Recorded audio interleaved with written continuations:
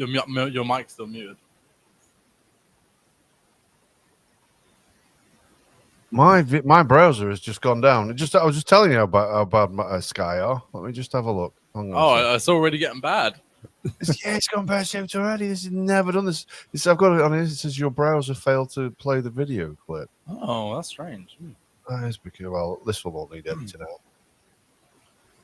So I can't see you. I'm going to come out of the clip. Oh no. Oh, okay.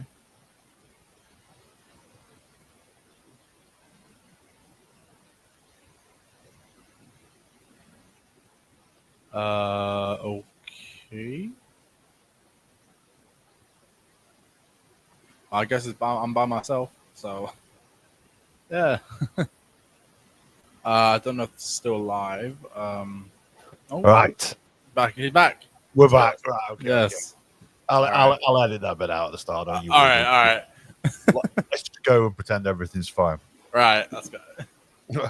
Welcome back to episode 313 of the Tallboy Radio Podcast. And as we always say, who knows where it goes when the beer flows? Well, it's flowing downstream tonight with little bits of magnets and the type dangling within it, as we're joined by someone else who's going to be talking about magnet fishing. Lewis, after that rather dodgy little start that we just had there, tell us a little bit about yourself and the reason why we've invited you on the podcast. Well, my name's Lewis. I run a channel / social media called Call Me Magnetic, where we find treasures within the waterways where we use magnets to find them, which is called magnet fishing.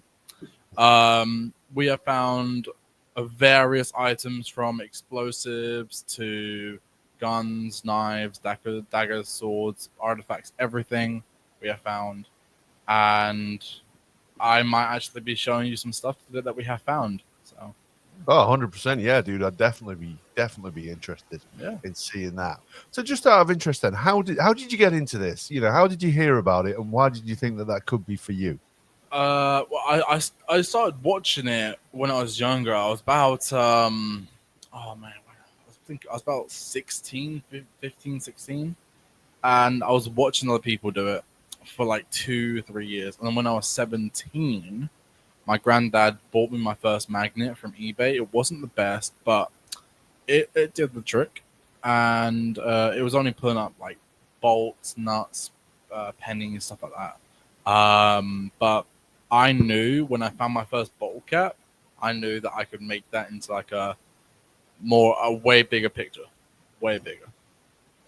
Oh, yeah, definitely. So those magnets then, there are different strengths. I'm not entirely sure what that scale is, or if there is indeed a scale for measuring the strength of a magnet. I'm sure there is. I just don't know. Yeah, I had a feeling there might be. So you can pick up those magnets pretty cheap then. Is it a good way to start? Is it a good way to get into it? Or are you worth just shelling out a little bit of cash and picking up something quite strong to begin with? So if you're not sure about magnet fishing full time, I would say just go get like a cheaper one for like £30 or $40 if you're American. But if you think, okay, you know what, I would love to do this full time, I would say start off with a cheaper one just so you know what type of magnets you want, because there's either 3 or 4 different types of magnets. You have like the single sides, the double sides, the clamps, and the 360s. And you need to like feel each one just to see how strong or what you're best at, like what you feel better with. Myself, I like clamps because they're called recovery clamps for a reason. They don't get stuck. So, yeah. Go on, tell us how that works then. So it's a recovery clamp. It doesn't get stuck, because this should be my fear. I chuck it in, it gets attached to something, and I can't get the bugger back out again. And I'm a little bit of money out of my pocket because the money I've just spent on what I think is a great magnet is now stuck to the bottom of a riverbed. Yeah. So different magnets mainly have different strengths, but 360s are mainly like the strongest ones to buy. I would say in order, I would say single sided are the first, then double sided second, then clamps are third, then so on for 360s and the fourth. Yeah. But yeah, the reason I go for clamps is because whenever someone's magnet gets stuck to something, like you can like help them get it off with a clamp. But if you get your magnet stuck on something, it's easier for it to come off, so it just slides off like really easy. But with 360, well, it's not that easy because you can't just slide it off because you're actually pulling upwards on it instead of across. So 360 is actually way harder. But double-sided ones are a bit like the clamps, but they're a bit more harder to come off. And then single-sided are a bit like the 360s, but the 360s have they're magnetic all over the magnet, while the single-sided are just like magnetic on like the face. That's it. That makes sense. Oh, that makes sense. So, I mean, just out of interest, then, what sort of price do these things run to? How much do you typically spend on on a good magnet? Oh, myself, I typically spend between 200 to 300 each magnet. Okay, so that's quite pricey. Yeah. I started off with some cheap magnets for about 50 quid, and now I'm buying a 200 to 300 pound magnet nearly probably every 2 or 3 months. Yeah. So when you're saying you're buying one every couple of months, is that because the other ones are stuck elsewhere where you couldn't retrieve? Not necessarily, no. But it's mainly because when we have other people come out, they don't really have a magnet, and if we ever need more help to get something massive out, I bring spare magnets and other people to come out with us so we can get other stuff out. A lot of people don't really know if they want to start magnet fishing, so we allow them to use our magnets to see if they want to start. Oh, that's cool. That's very public spirited of you. Yeah. No, it's a good way. I mean, is it a sociable hobby, or is it something that you tend to do a little bit by yourself? I mean, I don't mind doing it by myself, but when we have people come along, we do host like family meetups and public meetups every week in my city mainly. And we tend to get around 5 to 10 people each week come down. So it's good for the public to get more out, come say hi. We have a lot of people that come say hi a lot when we go out every week. And people have even told me they only came out just to see me, and I'm like, that really feels good to know. Yeah. Yeah, it is. And when people, what's the reaction? Obviously, people that come out, they're going to see what you're doing. The people who are interested in doing it, you're going to, it's a great opportunity because they can use some of your stuff there as well. Yeah. But when you must have some people wandering by on the riverbank or wherever you do it. What do they interact with you? Are they saying like, seriously, dude, what's going on here, kind of a thing? Oh yeah, I mean, a lot of them say, "Oh, I've seen this online, but I never thought it would actually be happening in my city." Stuff like that mainly. And then there are people that say, "Oh, what are you doing?" And I said, "Well, we're cleaning the water, getting the stuff out, finding treasures while having fun. That's mainly what we do." Yeah. So, I mean, that is the other element to it. Obviously, treasure hunting is the fun side of it. But in the meantime, I'm guessing you're pulling a lot of crap out of the water as well. Absolutely, yeah. We have found around 200 trolleys within the first few years. Just in one river, by the way, the same river in my city. Are you serious? Yeah, I'm being dead serious. 200 trolleys.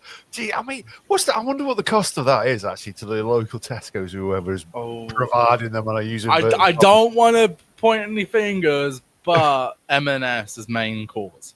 Oh, I tell you what, dude. Yeah. You live in an upper class area of people M&S trolleys. Well done to you, sir.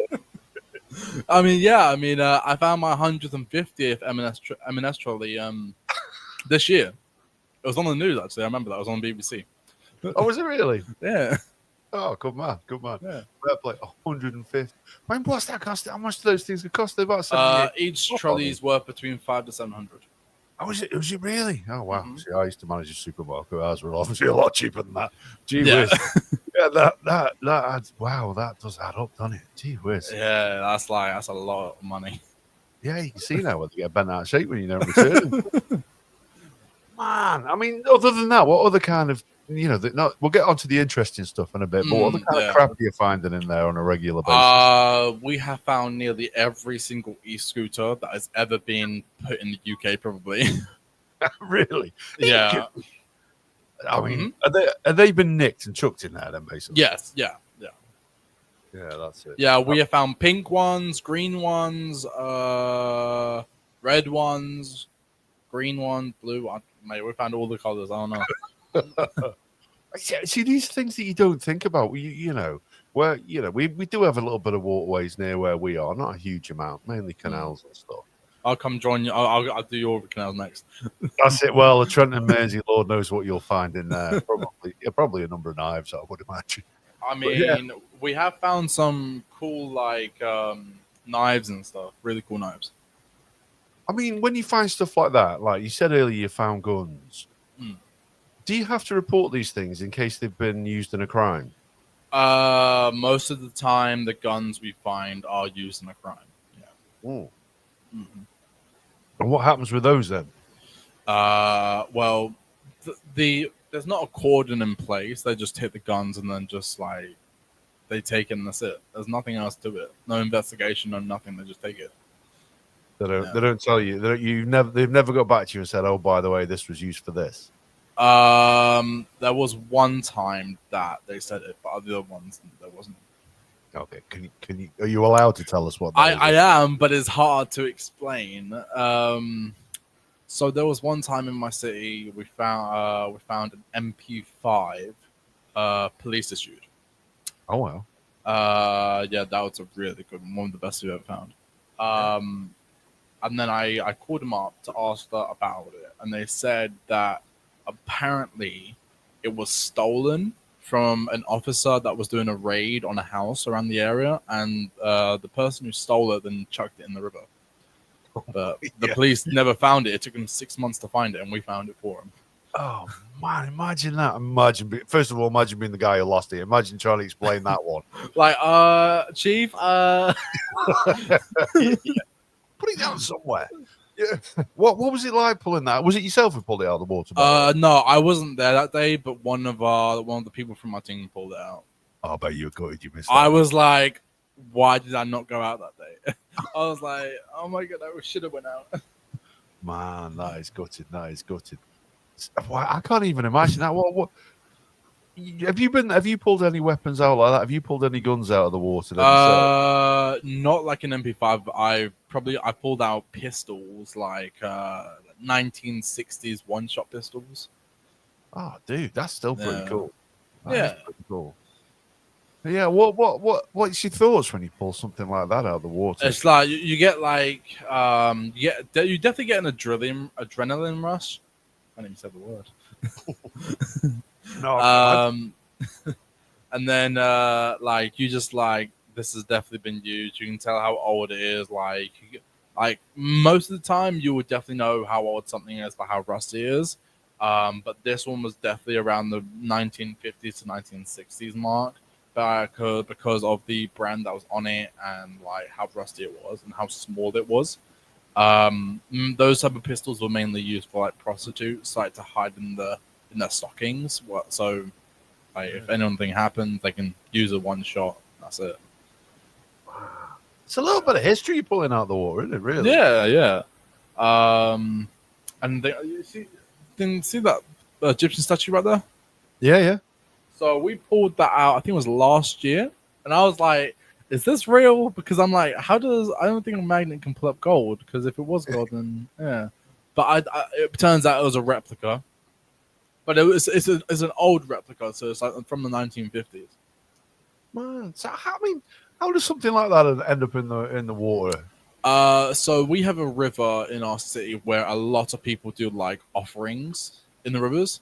So we have found money, pots of money, bags of like gold chains, gold bracelets. We found a lot of all that. And that was one of the offerings. So yeah. Man, I tell you what, there's nothing. You always say it's an out of queer as folk, but I tell you what, there's nothing quite so interesting as human beings that would do something like that, a beautiful thing like that, chuck it into the water as an offering to a god, or not too closely what else they might be up to, but you know what I mean. That's incredible, isn't it? Absolutely, yeah. That's mad. Alongside your weapons and your knives. I mean, I had to hide a few of the weapons on this wall here just because don't want to show any really weapons, you know. Oh no! Okay. I mean, you're welcome to share them on here. We had a guy on in a previous episode. To be fair, he was in the States, and he was an informant, so he had informed on the mafia. And I think he wanted to make a point that please don't come looking for me. So he pulled out the pistol that he keeps in his drawer as well, just by way of a warning. So there was a magnet fisher that did get put in prison because of all the weapons he found. Oh, really? Okay, yeah. Perhaps that's sad. His name was Soldier Boy Magnet Fishing. Soldier Boy Magnet Fishing. Okay. Yeah. I mean, to be fair, you're asking for trouble with a name like that. Exactly. But instead of calling all the guns in for the police, he actually took them home, cleaned them up so that they were in working order again. And I'm like, that's a very bad idea. Yeah. So, yeah. That's a pretty. If you listen to this and you're thinking it's a good idea, that is the way it's going to end. Exactly. If you think it's a good idea, it's definitely a bad idea. Yeah. It's not that smart. It's not that smart. There is a few things that I'm going to show you. I can't show one of the things because it's on the wall and it's all the way over there. So I can't really. It's about 60 kg in weight, so I'm not really be able to carry it. That's fine. But I found a crucible that was actually used in one of the bombings. Well, not really used, but it was in a factory that the Germans bombed back in World War II. And it's the only one that's ever been found. It's not even in the museum. So in our city, there's a museum called the Hoffman bit, where it has all the Hoffman ball bearing stuff from the factory. And we have found all the stuff that is in that museum. But there is one thing that isn't in the museum that we have found. Go on.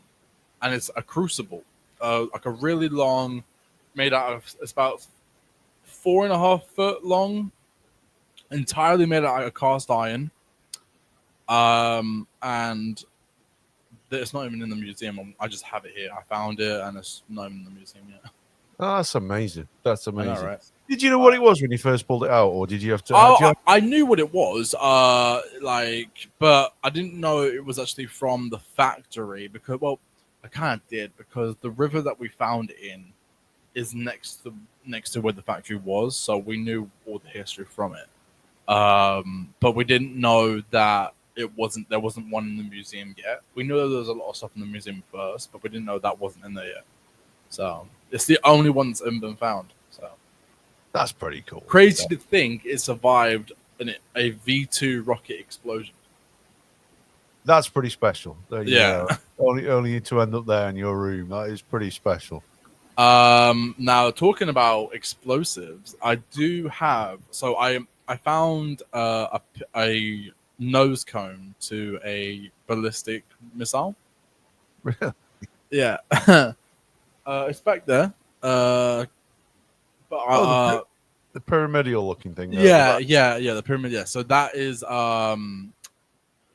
it's definitely not for a V2, but I think it's for an A4. So the Russians stole the V2 blueprints from the Germans back in World War II, and they named their V2 rockets the A4 rocket. So basically, it's just a replica, and it's for an A4 rocket. Wow. Yeah. Is it one that's been well, I'm going to guess it's not been exploded because it looks in fairly good condition. So it surprisingly is in really good condition, but there is gunpowder residue, so it has been fired. But I'm guessing it's came apart while in midair, and then the part landed in the river. That's my guess. That's cool. Yeah, that is cool, isn't it? Gee whiz. Little bit. So how much research you do into the stuff that you found, or do you do the research beforehand when you're searching in those areas? So I put a post out every time I'm magnet fishing in my city. I say, hey, this is where I'm gonna be, or if I find something that I really don't know what it is, I put a post out on the group, and we have thousands of people that come in and show the support and see, and they tell us what it is, what they think it is, and then if they find the exact thing, that would help. But if no one can find it, then I'll do my research myself and I'll find it myself. Yeah. How long did it take you to figure out then where that, which missile that was from? Because obviously you clearly know a little bit of the history about it.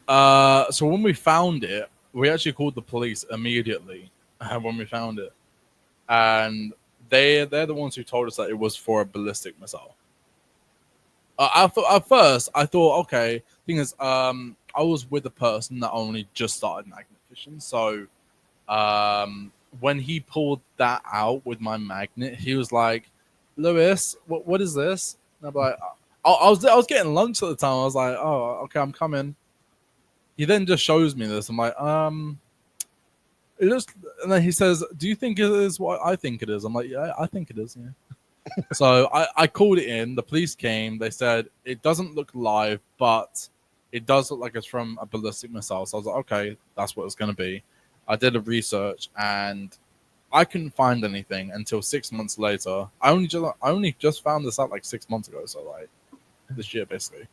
Yeah. So I found out that it was a part of a ballistic missile for an A4 rocket. Just how do those conversations go then? When you get I in don't contact, know. when you get in contact with the police and you say, "I think I found the tip of a missile." You No, know no, what? no. I always have to say, hey, it's Lewis from Call Me Magnetic. I'm going to need a few officers down there. And they'll be like, did you find another explosive? I'm like, yeah, I did.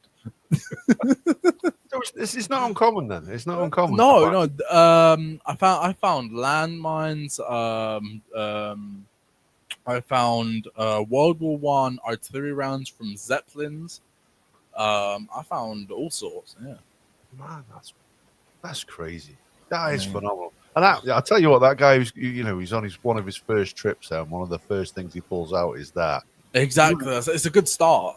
It is, it's probably going to be downhill from there on in, like. But, Yeah, yeah. but that is an incredible start to your magnet fishing career. Gee whiz. So what other things have you found then, just out of interest? I mean, my first explosive, I shut down half of my city with that one. Mm. Yeah, that it wasn't even a live explosive. My first one wasn't live. It was for a tank round, an anti-tank round. I mean, they're pretty serious pieces of equipment then. Oh yeah, yeah. No, I think the funny thing is, right, I wasn't even looking for an explosive that day. I was actually looking for a gun in the area. Okay. And I was talking to a family, right? And I was telling them, they were asking me what I was doing. I was like, oh, well, I found a piece to a gun here, and I was looking for the other piece to it. And as I said the word gun, I pulled my magnet in, and that's where I just found, that's where I just pulled up an explosive. Like, oh, would you look at that? I just pulled up an explosive. Is there a bit of fear though, dude? Is there a little bit of fear that you've just pulled something out that could potentially still explode? When my first explosive, I had fear, but after you find your first one, all that fear just goes. After like finding that one, every time I find an explosive, I'm happy, excited, or like I'm like shouting to the world saying, "Yes, I just did that." Yes, it's just happy. I get so happy with it, but I don't get scared. Like I think it's like the fun of finding it, because knowing like with your first explosive, you mainly don't know what to do, but after your first one, you'll get to know and understand what you're supposed to do. And after that, you're like, okay, I know what to do. I'm not going to get scared. I'm not going to get nervous, because then that will make it explode. Just do what you have to do, and you'll be fine. Like it's always like that. Do you detach it from the magnet first before the police arrive, or do you just not mess? You do. Yes. The first problem I did with my first explosive, I actually left it on the magnet, and the bad thing I did was I didn't put it in a bucket of water. So what you're actually supposed to do is put in a bucket of water, or else the gunpowder will like dry up and will ignite again. And I didn't do that, and that's where I messed up on the first time. But now every time I do find one, I put it in a bucket of water. So, Gee whiz. Yeah. Some solid advice out there for anybody. I mean, I was only 17. I was 17 when I found my first one. So, wow. I mean, this is what interests me most about it. So, earlier in the year, we did an episode about metal detecting. Okay, my brother just got into metal detecting, and he mentioned to me like, we do that as well. I had a feeling you might do. Yeah. We'll get onto that in a little bit. And then we did I put the message in the magnet fishing group. It's yourself and another guy called Matt Gone. We've done a couple of episodes now. This is the second one, and I loved hearing Matt's stuff. I'm loving hearing your stuff, because this is something that anybody who's listening to this podcast or flicking through Instagram or having a quick flick through TikTok can actually physically go out and do. Now, metal detecting, it's a little bit more regulated, I think. But magnet fishing, there's no laws, there's no rules, there's no regulations policing you about what you can do, other than obviously the trespass laws. That is true. Metal detecting does have trespass laws, but magnet fishing really doesn't. I mean, apart from private land, yes, but with any public land, you can only do magnet fishing. It doesn't. If there's a sign on a river that says "No fishing allowed," that does not count to magnet fishing. So with normal fishing, you need a license, but with actual magnet fishing, you don't need a license. A lot of people say, "Do you need a license?" You do not need a license to magnet fish on public rivers. So if anyone comes up to you and say you're not allowed to fish in there, just say we're not fishing, we're cleaning the river. Just say that and you'll be fine. Do you get that a lot? Do you get a lot? We do. You get the Karens coming up to you. Yes. My first one was we were cleaning a lake out where someone threw a machete in the lake and we were trying to find that. And a lady comes up and says, "Do you not see the sign right in front of you where it says no fishing allowed?" And we were like, "Well, we're not fishing. Do you not see how thick our rope is? I don't think a fish would like that." Yeah, not too many sharks in these waters. No. So it was funny because she got mad and then walked off, and I was like, "Oh well, she's not going to like us." So some people are just looking for a reason to be upset, though, aren't they? Let's be honest. honest. Absolutely, yeah. So when you said that there's a couple of times you mentioned you were looking for a specific thing, and do you get not necessarily hints and tips, but do you have an idea of what of areas and things to look for, or is it just a case of let's just turn up and see what we find today? In most cases, most of the time it is like that, but there was one time where after my third explosive, I knew exactly where the next explosive was going to be, because there was a pattern that was like becoming a thing. So when I found my first explosive a bit further down the river, nearer to the park area, the second explosive was a bit further down the river. Then the next explosive, which was that one, which was a bit further, and then the fourth one, I knew exactly where it was going to be. That's So where I found the fourth one, like I even tried telling the police, like, "Hey, I know exactly where an explosive in the river is." They said, "Well, we can't do anything about it until you find it." And I'm like, "Oh, okay, well, thanks." I tried reporting it, like, and there's nothing we can do. I'm sorry. So until you found it. Exactly, yeah. How long have you been doing it, by the way? To be able to find 4 pieces of explosive is pretty I've been doing it since I was 17. I'm 21 now. So 1 a year is not a bad ratio. Yeah. Amongst the other stuff that you found. So what's the most interesting thing that you think you found, Annie? Well, other than the explosives, other than, what else has really piqued your interest? I found a Rolex. Was it working? No. That's so that's a funny story, actually. So when I found it, it was actually, if it was in working order, it would have been worth $45,000. Oh, wow. It was an Oyster Submariner Smurf. Like that.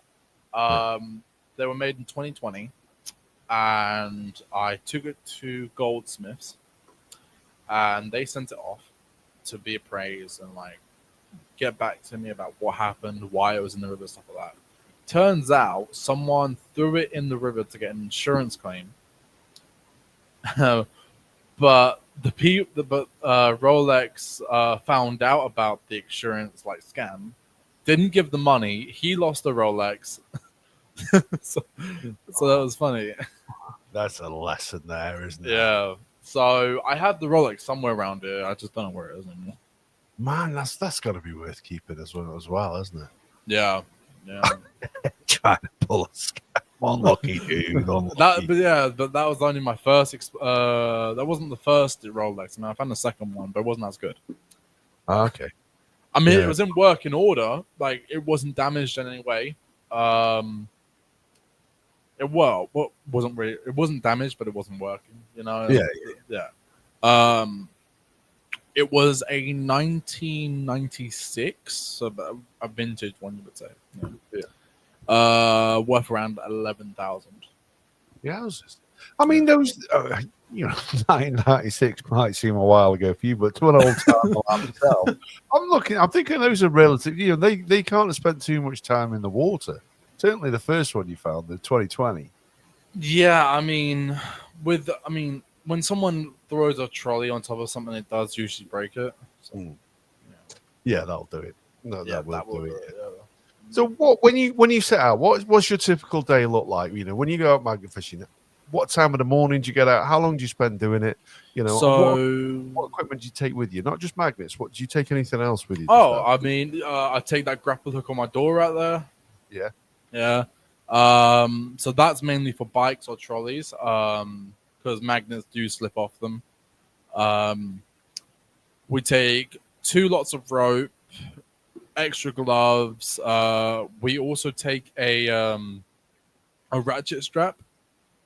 If the magnet doesn't come up with our strength, we use the ratchet straps to make sure to put 2 extra tons of strength onto the rope, so that it will come off. Most of the time, it does come off, but there are a few times where it doesn't come up, and then if it doesn't come up, we put an extra piece of rope on the rope that it's already on, so it's extra long. And then we go around to the other side of the river and pull from the other side. If that doesn't work, then we got to cut the rope. That's only happened twice. Okay. Well, that's not too bad. Yeah. So does that once you cut the rope, is that it? You've lost that magnet, basically? Yes. Yeah. But there was a funny story about one of the times I actually cut the rope off. Go on. So I cut the rope. So when I lost the magnet, I cut the rope. And then a year later, I get a call at 11 p.m. at night from one of the magnet fishers in the sea. And he says, "Hey, I found this giant clump of metal, and I think it's your magnet." And he shows me he FaceTimes me, and I didn't see it at first. I just saw a clump of metal, and then I saw a magnet. I saw his magnet. I was like, "No, that's your magnet, not my magnet." And then I was like, wait, show me that again. And it was my magnet that I lost a year ago, just full of rust. It's just covered in rust. I lost it a year ago on a car. Right, the magnet was stuck on a car. That's going to prove a challenge to pull out. Exactly. Yeah. I mean, we even used a truck to try and pull the car out. It didn't come out. The rope snapped immediately. But yeah, I told the guy, wait right there, I'll be there in 20 minutes. Because I am not letting him go home with my magnet that is worth 300 quid. Not letting that happen. Sensible. Yeah. Did you ever find out why the car was in the water, just out of interest? Oh, yeah. So in the 1990s, there used to be a car park that ran next to the river. And racer boys that build their own cars would drag race or drift around the car park. And when the police would arrive to arrest people, they would just drive their bad cars off the ramp off the car park, and they would land in the river so they can get away. Wow. Someone told me there's around 11 or 12 cars in that river. That's crazy. Yeah. So, yeah. Wow. Yeah, it's not what you expect, you know what I mean? No. I would expect you to rock up to the riverbank, you chuck your magnet in, you'd pull out a few pieces, mainly trash, maybe the odd can of Coke here, maybe a vintage one. Really lucky, a few bottle caps, and then that's that. But no, to get it attached to stuff like that, I find it absolutely amazing. Just how many people do it in your local area, if you don't mind my asking? I was the first one. Were you really? Yeah, I was the first one in my city to do it. Cool. And now there is around 4 or 5 other groups in the city now. But I'm the biggest one, so. There you go. That's the main thing. It's always good to be the biggest and the best. Exactly. But yeah. Man, I know it's good. It's good that you've started something as well. And like you say, it's a little bit of a community. And you've built that online as well, haven't you?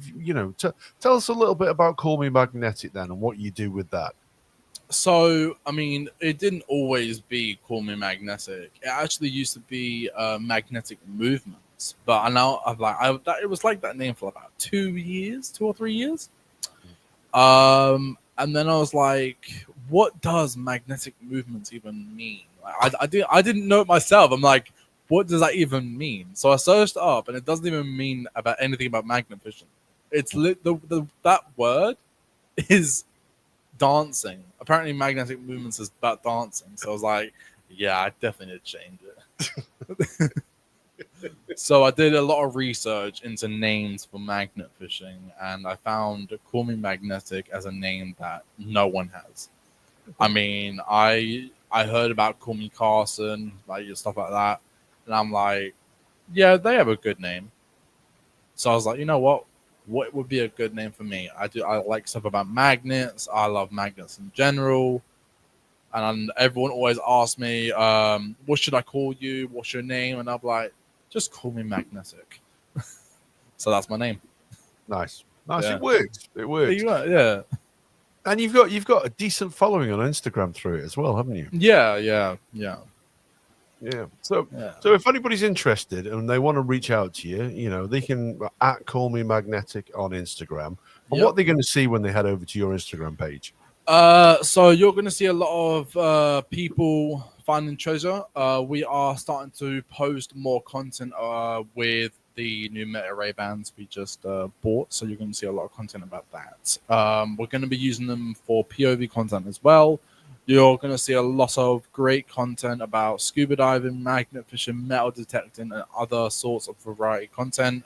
So basically, anything you think sounds cool, we basically do it. That's basically it, really. That's cool. So, scuba diving, dude, is that related to the magnet fishing? Do you ever have to get into the water with it? So most of the time we don't have to scuba dive. We do waders, or we just like go for a little swim when it's hot, mainly that. So wow, yeah. But it's not. How often do you have to get into the water then, dude? Just not often. Because I mean that must pose its perils as well. No. No. Do you take any safety gear along with you then when you do? The thing is, I don't go in the water myself, so that's that. We have someone who is trained that goes in. Yeah, that makes sense. Yeah, I can't swim, so I don't go in. Yes, then don't. The best don't advice. go in. Yeah. So the metal detecting as well, then, dude. First of all, I have one hobby and it's podcasting. I managed to do it for about an hour a week. I'm not entirely sure well, mind you, I don't know if you've got kids like me. I've got 2 kids who take up a lot of my time. But how do you find the time to do all this kind of stuff then, dude? Oh, mate. I try to work on as many projects as possible, really. I just try to do as much as I can for the community. I try to work on as many projects as possible, try to do new stuff. And because I don't really play games like everyone else does, really, so I don't really game much. Oh, okay. So, okay. Yeah, I know what you're saying. So often do you do the metal detecting then? I do it like every month. Usually if I'm not magnet fishing on that week, I usually do metal detecting. So yeah. Okay. And how often? What comparatively then? Where do you find the most stuff? Well, for metal detecting. No, I mean, do you find more from metal detecting or do you find more from magnet fishing? You find better stuff metal detecting, but you find more stuff magnet fishing. Oh, okay. Yeah. So there's a balance off there then. What's the more interesting things that you found while you've been doing your metal detecting then? We have found James I hammered silver coins. We have found Victoria the First bun up head coins, crottle bells. Found a Roman, 2 Roman coins, and that's all on my property. What well, when I say your property, is this somewhere you have permission to detect or where you actually live? No, it's literally my garden. That's all my garden. Serious? Yeah. Dude, that's cool. So ever since I watched the movie Holes, Oh, yeah. I just loved to dig. So I now have like a 7 foot deep hole in my garden. Wow. I just dig. I just keep digging down, and I just find it all in the walls. That's legit. Man, that's good. I bet your neighbours love you, don't they? Oh yeah, no, like they love me. Yeah. No, that's awesome. So, what's the deepest? What's the deepest you found something? I'm guessing the further you go down, then the older the stuff is. The Roman coins were the furthest. I found them at about 6 foot deep. Around Man, that's crazy. that. Yeah. That's crazy. Cool. I mean, every time, like, I'd start digging like around 7 in the morning, and I finish at around 11 at night. Dude, it sounds like a story out of Shawshank, that does, mate. Literally, like, I dig for the entire summer. I stop for the winter and autumn and that, and then I start digging again in the summer. Yeah. Gee whiz, dude. So, are you a history buff? Is this what got you interested in the idea of history, or is it the idea of treasure? Mainly is the treasure, because I did not like history in school or college. I hated it. I don't know if it was because the type of the history that were teaching us, but the history I like is the history that hasn't been found yet. Well, no, I think this is the thing, and there are people out there, and people learn differently. That's the interesting thing. So Yeah. when you go to school and you're told about these things, if you're sat in a classroom and they're talking to you about how Roman coins are made, this is what they look like, this is who made them. Gee whiz, nobody's going to take any joy out. Well, Exactly. I didn't take any joy from it. No. But if you can physically go and put your hand on a piece of history, you can dig it up out of your own garden. Then that's how people learn. You know what I mean? Exactly. Yeah. Yeah, you go and you do a bit of research about that. You look into it, and you find out about a history that's happened right where you sat. The idea, you know, that Roman soldiers or Romans or whoever was over there dropped those coins on your property years before you even existed. It blows your mind, doesn't it? Absolutely. Yeah. Amazing. Funny, Yeah. a funny story, right? So when I was in college, I dropped out of college. I'm not saying do drop out of college. Don't drop out of college if you don't know what you want to do in life. If you figure out what you want to do first and then drop out. Yeah, things tend to okay most of the time. Yeah. So I did about 1.5 years of college. But my first year, I didn't do magnet fishing at all. But at the start of my second year, I was told by the teachers that I should stop magnet fishing because I'm going to get nowhere in life. They said if I don't keep going to college, you're going to become nothing. You're not going to do this. You're not going to become anything. I told them I'm going to be social media famous, and they said you're not going to get anywhere with social media. Just stop. So as my Instagram was growing faster and faster while I was in college, I told them if I reach 100,000 followers by the end of next month, I'm gonna like do better at college.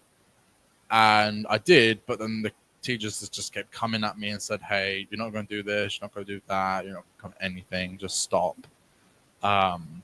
So I dropped out that same month, even though I hit 100K. And then a month later, I went magnet fishing nearly every single day after I dropped out. Literally every single day. Even when the heat was like 31 or 35 degrees, I was in the full sun, just going there. But yes, I got ill a lot, but it's the dedication that counts, really. I will die before. I will have to die before someone tells me I was wrong. Good man. That's it. Yeah. That kind of stubbornness, dude, I always find serves people well. Sorry, carry on. Sorry. A year later, a teacher messages me from the college saying, "We'd like you to come in to teach our students about what you do." Really? I know, yeah. Wow, part of you must have thought of saying, "Yeah, fuck off." So the first year I did not do it because I was like, I'm gonna teach them a lesson to like not be rude to their students and let them do what they want to do. So I didn't do it for that first year. I then messaged them back a year later. So I'm my second year of that. And then I say, hey, yeah, all right, let's do it.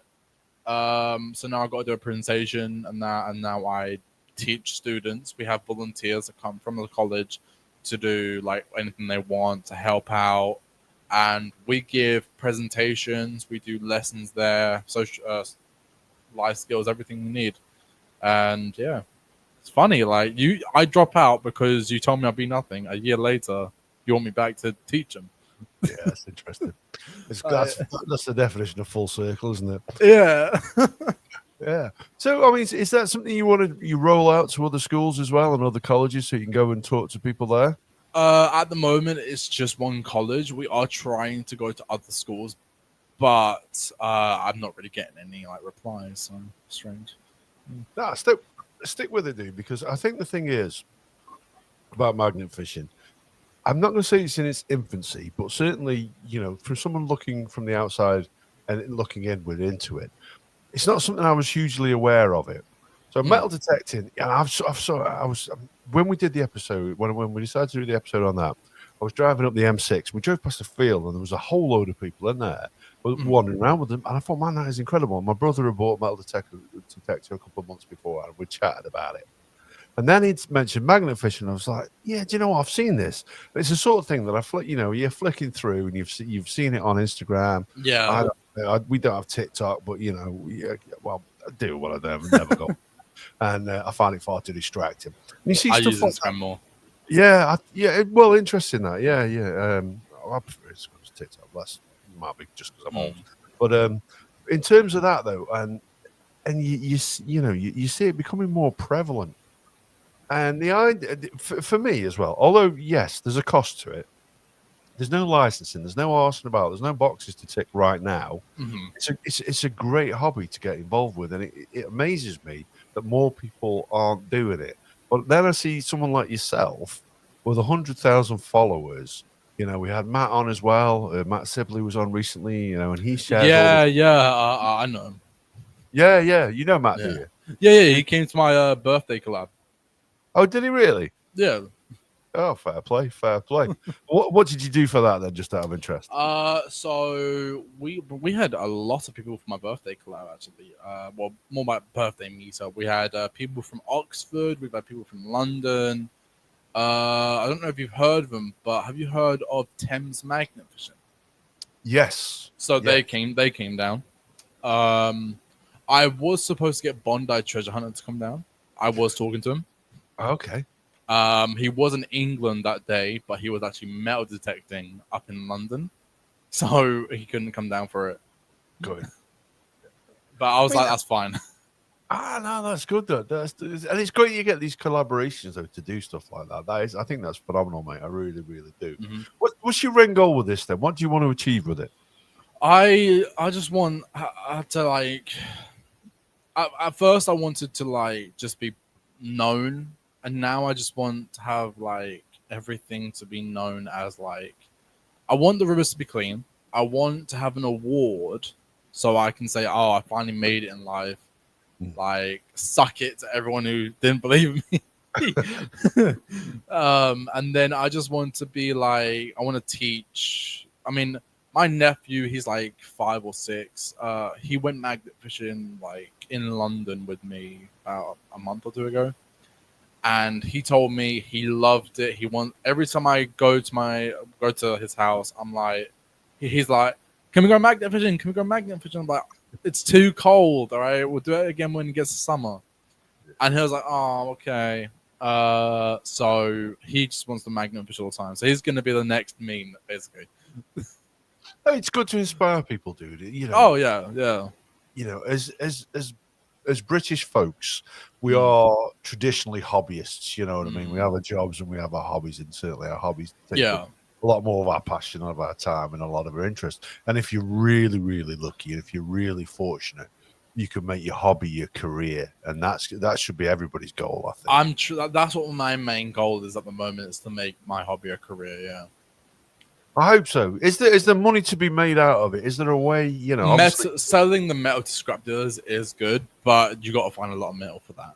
Yeah. But selling some of the stuff that you find is a good way. I mean, I just sold a sign for £130. Oh, cool. That it was easy to get out, easy to sell, easy money. Like if you know how to sell it, you can make a lot of money out of it. And I guess the other way of doing it as well is selling the story as well. When you get a lot of followers and you get a lot of subscribers and you get a lot of viewers, you're basically selling advertising space on your videos. True. Yeah.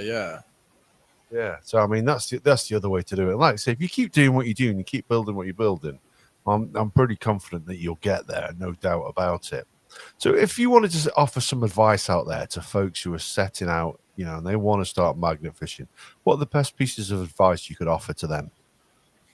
If you're looking to start magnet fishing, I would mainly ask people in the area, ask people in your city area if anyone magnet fishes, and if they do, I would say go out and join them first before you buy your own magnet and magnet fish yourself, because there are a few things you need to learn before you start magnet fishing, because metal sides, you can get stuck on them, or private lands like lakes.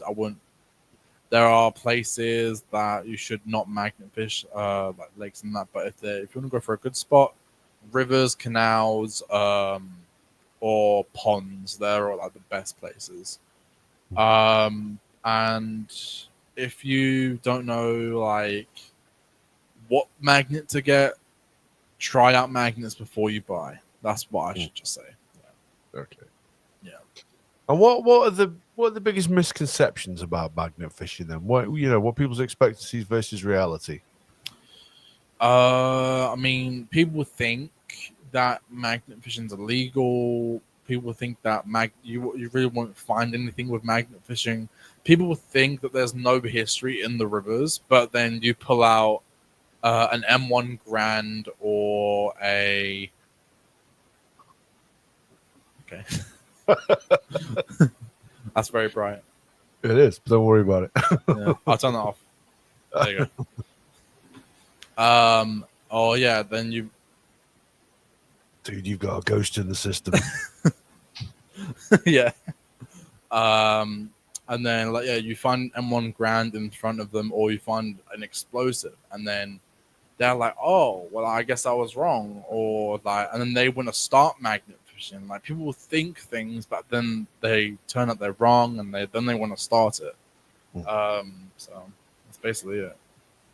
And if you could do it anywhere, dude, where would be your dream location to go magnet fishing?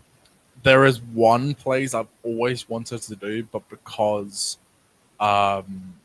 it's guarded by the palace, so the Hyde Park Lake, no one's allowed to do it. No one's allowed to do it there. And when you say it's guarded, I mean you couldn't sneak in. No, you would have to do it at nighttime, which is also illegal to do. Okay. Yeah. To get permission, you need permission from the royals and the parliament. Oh yeah, good luck getting any permission. It's the same as the actual Thames. So not a lot of people can mudlark the Thames. You need to to pay for a permit and get permission from the parliament as well. Yeah, funnily enough, I was down in London last year for I love the American football. We were down to watch a game of that. And we stayed in the hotel, getting up in the morning, just bang the TV on, and there was a local London TV thing, and they were talking about mudlarking. And I tell you what, dude, I found it fascinating. Dude, I absolutely loved it. Yeah, I thought it was absolutely brilliant. And again, it was that kind of thing. I don't think they were using magnets. Or maybe they were. Maybe they were metal. I can't remember, dude. All I know is I was severely pumped over. I mean, there's underwater metal detectors I would love to use. What do you mean, underwater? Yeah, you can use. There are certain types of metal detectors that you can use underwater. That'd be cool. Well, like scuba diving, or just when you walk. Yeah. For scuba diving, yeah. Oh man, Do you scuba dive then? You mentioned about the idea on your channel, or do other folks on there do that? I wish I could scuba dive, but I need to learn to swim before I scuba dive. Well, that was going to be my next question. Yeah. How does that work? Obviously, clearly, it doesn't. It doesn't. No, top man. Listen, Lewis, I've really enjoyed this episode, and I've really enjoyed chatting to yourself about it. You know, we often like to do multiple episodes. So when we have different people talking on a subject matter, because the one thing you do get is you get two different aspects and two different versions of events of people who go out and do it, and no two people's stories are ever the same. So I always love to hear a second version, third version, fourth version of different things. So when we do one episode about one topic, it certainly doesn't mean we won't be the only time that we revisit it, because I really enjoyed it. So for our listeners out there, did you want to share with them where they can find you on social media? And if anything you want from our listeners, you know, when they get involved, just, you know, to give you a shout out, or how they can get involved if they're near you. All right, yeah. So if you ever want to join us, or if you want to follow me or subscribe, all social media names are at Call Me Magnetic. That is Call Me Magnetic, all one word. But yeah, if you want to send me a message, I reply to all messages. If you're in the city I'm in, which is Chelmsford in Essex, I basically just docked myself, but that's fine. You can come along and join us whenever you would like. Just don't steal my spots. Yeah, don't do that. That's not cool. No. That's not cool. Absolutely. Honestly, Lewis, thank you very much for joining us. I really appreciate it. Although this episode will go out in January, I'll take the time to wish you a Merry Christmas, and I hope you find under the tree is entirely magnetic. But no, thank you very much. No worries. We will be back next week when we will be talking about something entirely different altogether. Friends around the mic, kicking back, all right. Day turns into night, podcast in the spotlight. Sipping on that